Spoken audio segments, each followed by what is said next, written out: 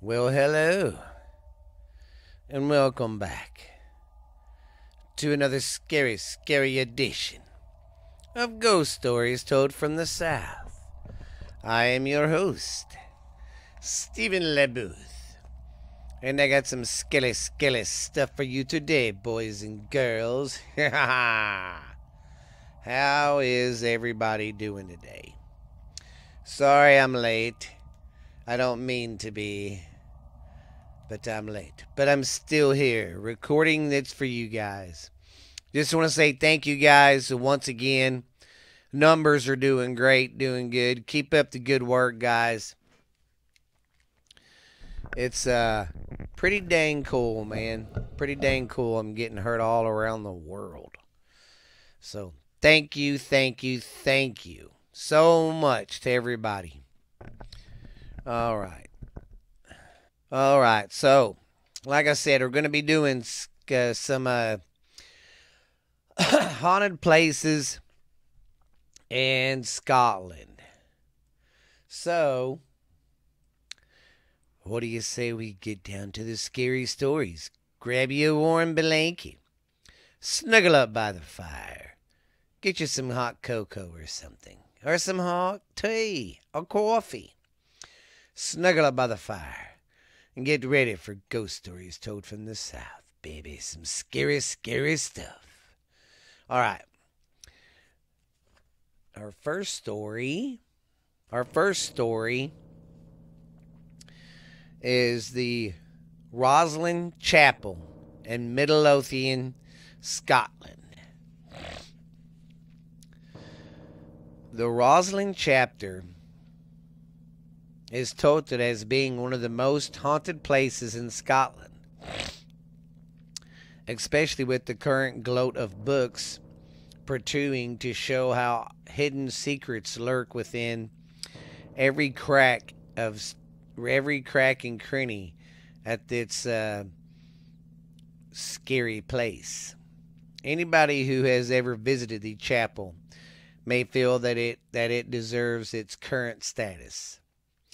And I must confess, the atmosphere, even on a busy day, is something to be experienced. The exotic carvings are some of the best in the whole Europe, and portrait signs not found any other 15th century chapel. It has become became a kind of mecca to those interested in the mysteries of life, and contains many carvings revealing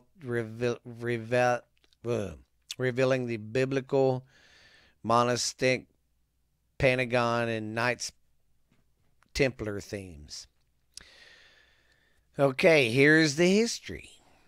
The area around Rosslyn has played an important role in the history of Scotland, and the castle was a key holding during the wars of independence. A a battle was fought here in 1303 when a small force of Scottish knights defended a large English army 3 times in 24 hours. From that can be assorted from the scattered surviving historical references. The chapel was built for the Prince of Ochsenry, Sir William St. Clair, in 1446. The chapels being part of a large-scale project involving big structures that was never completed. The Prince of Ochsenry died in 1884 and was buried within the chapel. According to Father Richard Augustine Hay, who published a study on the genealogy of the St. Clairs of Rosslyn, the workers and the materials were brought far and wide. The village of Rosslyn began created for the numerous stonemasons and other workers there. It was this period that the apprentice is supposed to have been murdered. An apprentice is a person you're teaching your trade to so they can be the next, carpenter, mason guy.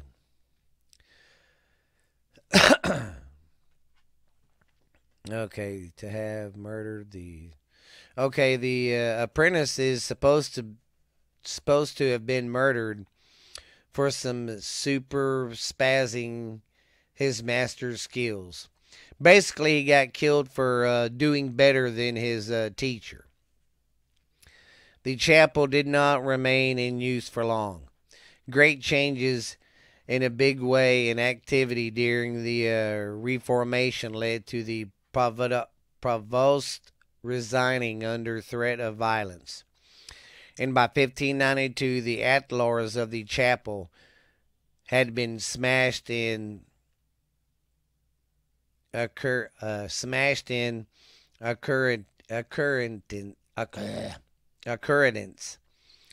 with the formation and the thought of it. From this time onwards until the 18th century, the building began to fall into ruin. Cromwell's troops used the chapel as a stable while they were nearby Rosslyn Castle in 1650. It is surprising that they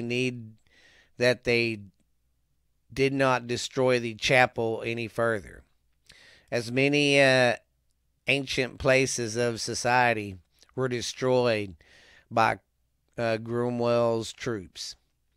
8 years later, the chapel was attacked by an Edinburgh mob and some of the villagers from Rosslyn. The chapel was still seen as a blatantly Gothic and a target against ordinary. Some of their interior carvings of the chapel were destroyed during the rampage. James St. Clair halted some of the environmental damage to the chapel when, in 1736, he reflagged the floor and fixed the roof. The most extensive repairs were started in 1861 when architect David Bryant was commenced to restore the chapel by James Alexander, the third Earl of Rosslyn. It was indicated on April 22nd of 1862. From then on, the chapel has been in use. Restoration has continued. Although bad restoration techniques used in the 1950s have led to the recovering steel structure to allow the stonework to dry out. Here are some of the legends and mystical connections. The chapel has played the part of many theories of mystical beliefs. The chapel has a strong atmosphere, and this isn't me talking, this is someone who wrote that story. On my visit, I certainly felt uplifted as I walked through the door and into the chapel. And the romantic in me half imagined and welling of energy from under the stone floor, creating light-headedness. But then this is purely personal feeling with no scientific basis. Although later research suggested other people have had the same feeling. This is probably something to do with the dim light and the multitude of strange carvings. There has certainly been a lot of gestured about the chapel's mystical significance. The place in the this place has many. This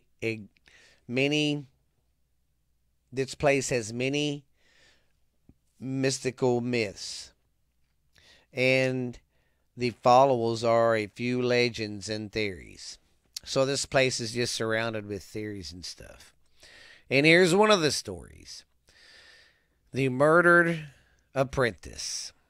The chapel has been described as a tapestry in stone, and it has some of the most impressive stone carvings in Scotland, if not Europe, especially the apprentice pillar.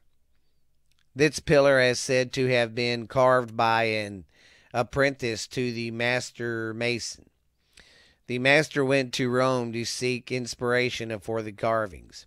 When he returned, he found that his apprentice had completed the pillar and made an exquisite masterpiece out of it. Enraged, he's said to have struck him dead on the spot in a fit of jealousy. Whether this is pure myth or based on real events is not known. According to some sources, the Bishop of St. Andrew is supposed to have obtained the Pope's permission to delay the construction of the building because of a violent deed had taken place. The story may have its basics in the legend of Hiram Abiff and other aspects of the Masonic thought and ritual. One of the carvings within the chapel shows a young man with a cut in his forehead. It is said to be depicted the murdered apparatus. This is a chance that the carving has been damaged in the past. However, either accidentally or intentional, perhaps when the altars were smashed or when the chapel was attacked by a mob from the village. So, basically, this guy's ghost roams the place, they say, because his teacher got jealous of him that he had a better talent of carving the stone than he did. That's pretty fucked up, pretty messed up, if you ask me. Now we're going to go over the knights. Okay, no, we're not going to go over that. We're going to go over the ghost. The Rosslyn Castle Ghost and Legends. No description about the alleged haunting of the chapel would be complete without including Rosslyn Castle. Rosslyn Castle Hauntings and Legends. The two are linked both in historical and mystical connections. The castle is in Everns, still owned by the Sinclair family, are haunted by the castle. It is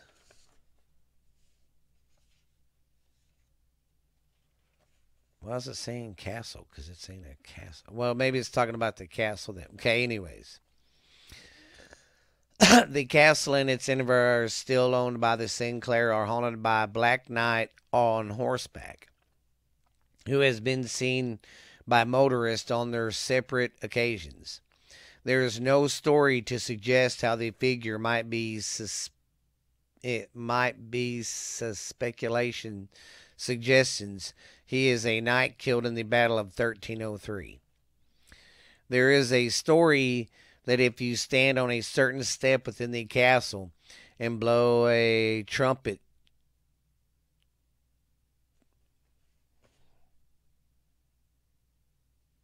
I don't get why it's talking about. Well, this is talking about the castle right next to the chapel. So, okay, there's a story. Okay, I got that. trumpet below. And we found, although similar story has been told to me about blowing a horn within the chapel to reveal the secrets of Rosslyn. The ghost of the White Lady is also said to frequent the area. So, they got the White Lady, the Lady in White. That girl's everywhere. That very night. Oh wait, the story with the longest preceded suggestions suggest a phantom hood who haunts the woods around the castle on dark stormy nights, heralded by his eerie baying. The legend as to how it came to haunt the area is as follows, and can be found in More Highland Folk Tales, 1964. On February the 24th of 1302, the site was the scene of a major battle between Scots and the English forces. One of the English knights was master of a large war hood.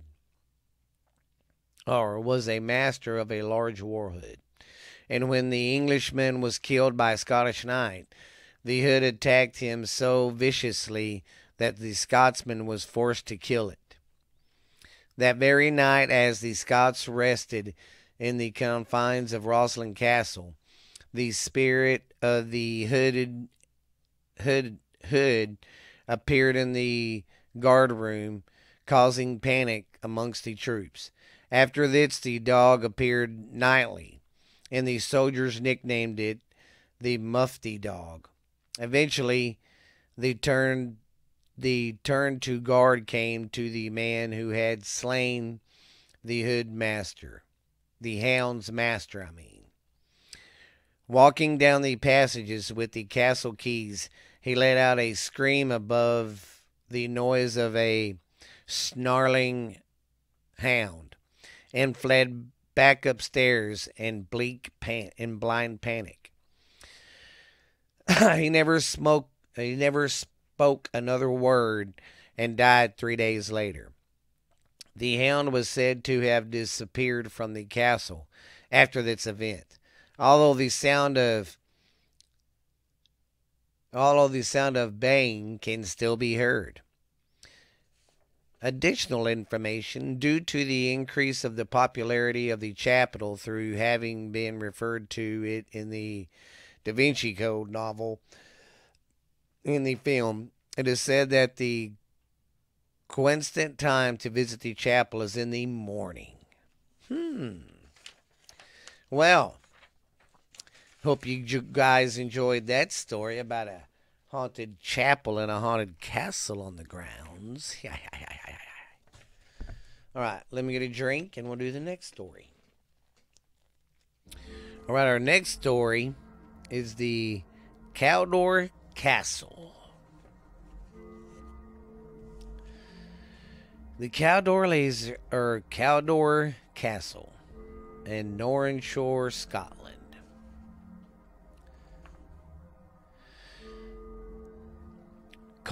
The Cawdor Castle is one of the Highlands' most haunted castles.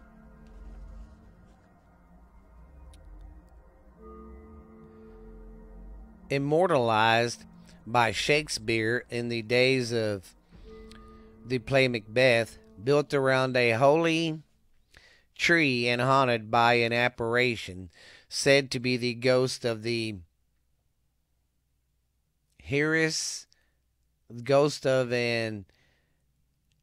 Harris once kidnapped by one of the most powerful families in Scotland. Cawdor Castle lies in the peaceful location which belies its dramatic and intriguing past. Nestled in the heart of the old Highland country of Norrin, Cawdor Castle dates to the late 14th century and was home to the Thans and later the Earls of Cawdor. The original occupants of Cawdor Castle were the Cawdors, and they held the title Than, which was the roughly the equivalent of a European baron, but with greater just huh with greater just okay, anyways, with greater power and administrative power. Where was I at? In greater power. Okay. William the Seventh, Than of Cawdor, supposedly increased the Cawdor family influence by marrying Margaret Sutherland of Dryburgh Castle, grandmother of Donald MacDonald. Ha ha, MacDonald of MacDonald, 8th Lord of the Isles, with connections with some of Scotland's highest and richest and powerful families. William must have thought he was invincible. He expanded his lands through a sense of purchase and by marrying again after Margaret died. He received a charter from the king which amalgamated all these lands in his newly acquired holdings into one large super holding, basically one large property. He also received a permanent heralding sheriffmanship and keeper of the king's castle of Nora for himself and his neighbors. Then Williams was constantly at odds with his neighbor, Hugh Rose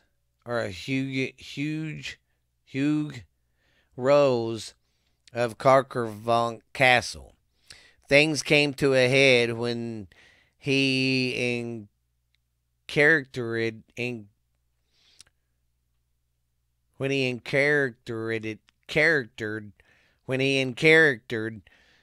Corvac's son in the dungeon at Cawdor Castle. Carville's appealed to his wife's kinsman, the Earl of Hudi, who was the king of Luton. A royal warrant was issued demanding the release of the young Kilvarrock.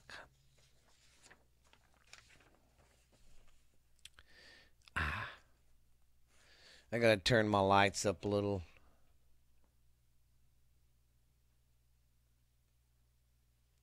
Oh, that's as far as they go, these mother. However, this was not his only brush with the law.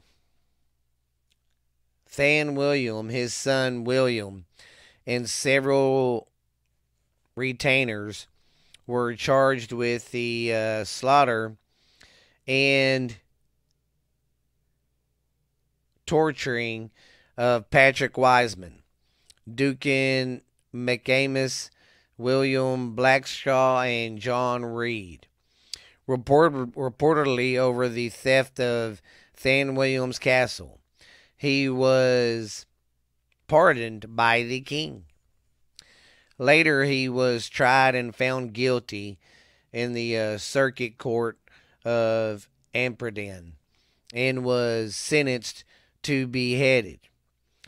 Once more, King James V invaded and pardoned him. William resigned his estate of Cawdor in favor of his second son, John William. The older son was lame and so was given a portion and became the Valcor of Bavarian. Then Williams was keen to repair the feud with Rose of Kilvark and the arranged for his son and their son and heir John to marry Isabella Rose of Kilvark. Alice leaving a widow carrying his child. His heiress was trusted into a world voluntarily in the mercy of the power-hungry lords who released that. However, had controlled his infant girl, controlled the title, wealth, and lands of the Than of Cawdor. Okay. This is basically just going over some more of the history. I want to get into the ghost stuff.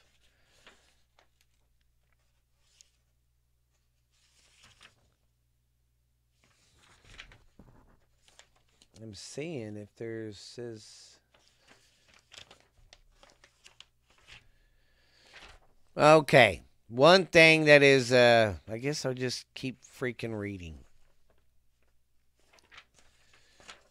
Where was I? Okay. Anyways, we're going to get to why that's, one of the reasons besides the, ghost, why that place is so famous. The Holy Tree. Okay. It is thought that William the Third, Thane of Cawdor, decided to build a new castle on less marshy site than its predecessor. He set out to find a new site after having a dream. The dream set down instructions for him to follow. He loaded painters of gold on the back of a donkey and followed it around all day until the creatures settled under a hawthorn tree to rest. There William built his castle. One day, oddly enough, about the castle is it is built around the tree where the donkey came to rest. It is housed in a cellar known as the Hawthorn Room, and visitors to the castle can see the trees still standing after all these years. The cellar is next to the old dungeons that once housed a Rose Kilorfique. Marl's uncle, Marl's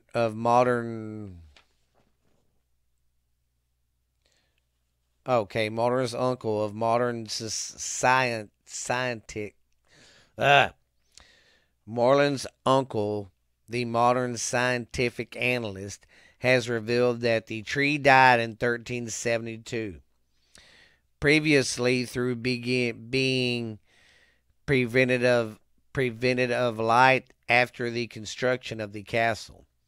Also, the tree is a holy tree, not a hawthorn. According to legend, the tree has magical powers, and on numerous occasions it has saved the castle. So basically, when they went to build its castle, the guy was like, "Okay, donkey, show me where to build this." And he rested under this tree, supposedly, and that's where this guy built the castle. And there's been reports, of ghost footsteps, disembodied voices. And, with the place that old, you're going to have a lot of that. So that place is pretty cool. Let me get another drinky and we'll do the next one. All right, our next story is the Stirling Castle in Stirling, Scotland. Okay. The ghost of Stirling Castle. Sitting on top a creepy rise, some 250 feet above the River Forth, Stirling.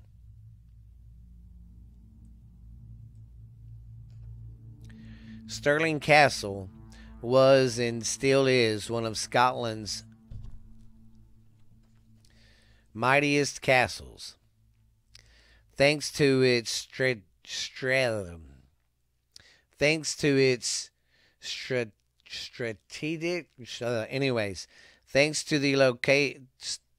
thanks to its important location.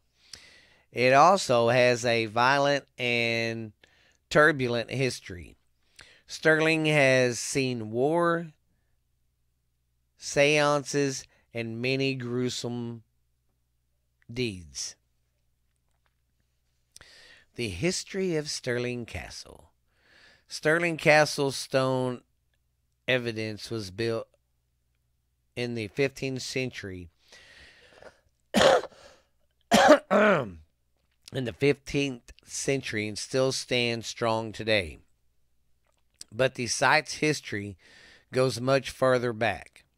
Indeed, there has been some form of fortification there since at least the early 12th century. Surrounded at 3 sites by cliffs and offering panoramic views of the surrounding area, including the River Forth. Stirling Castle was a strategically important site for many centuries. Over the year, it has seen no fewer than 8 major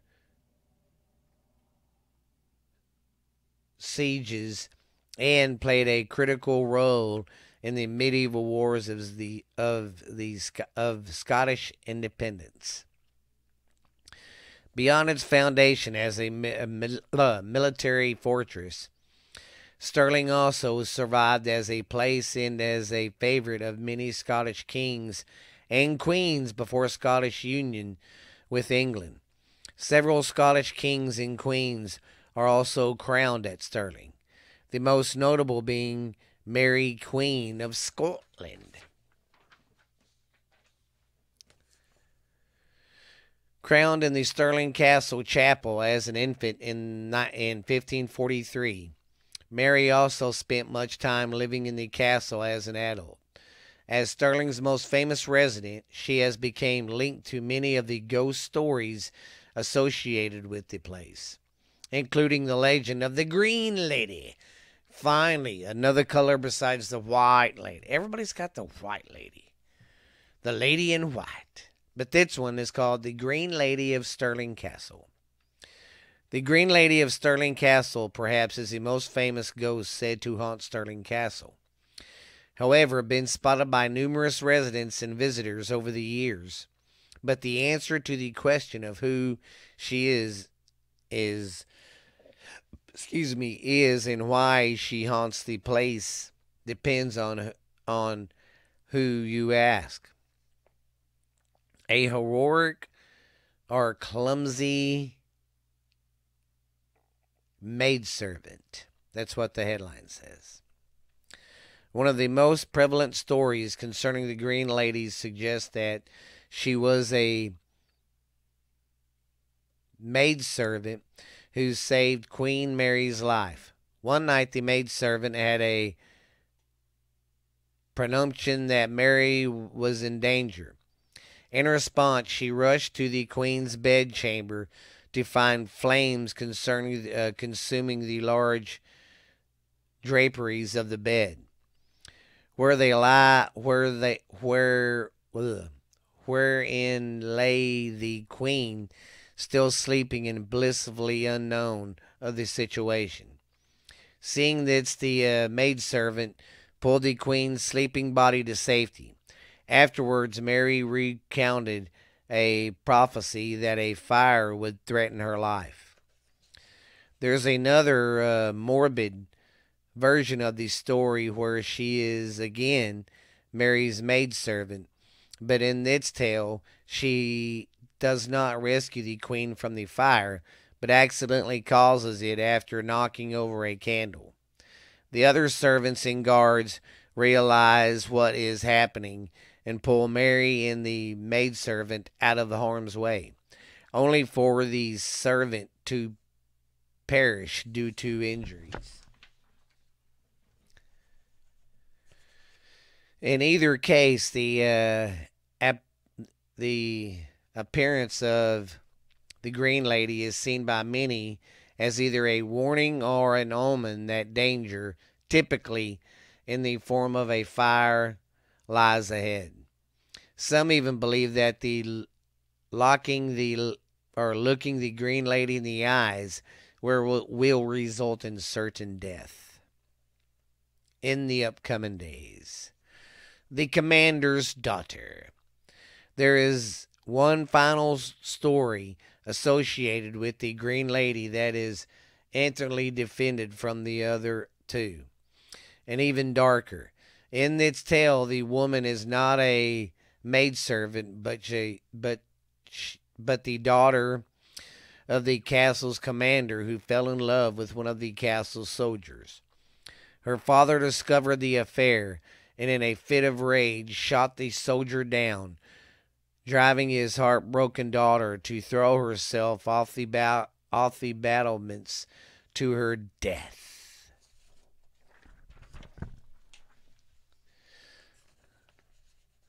In 1935, an architect... Oh, never mind. The Highland Ghost. Another well-known haunting associated with Stirling Castle is the Highland Ghost. No one knows who the ghost is, but it is described as a man dressed in traditional Scottish attire who frequents the castle's grounds. Modern tourists often mistake him for a tour guide, only for him to vanish into thin air when approach him.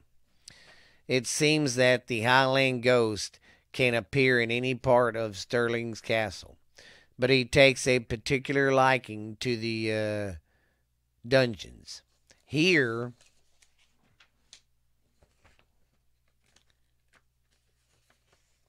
observers have seen him walking through a doorway that was filled with brick many years ago.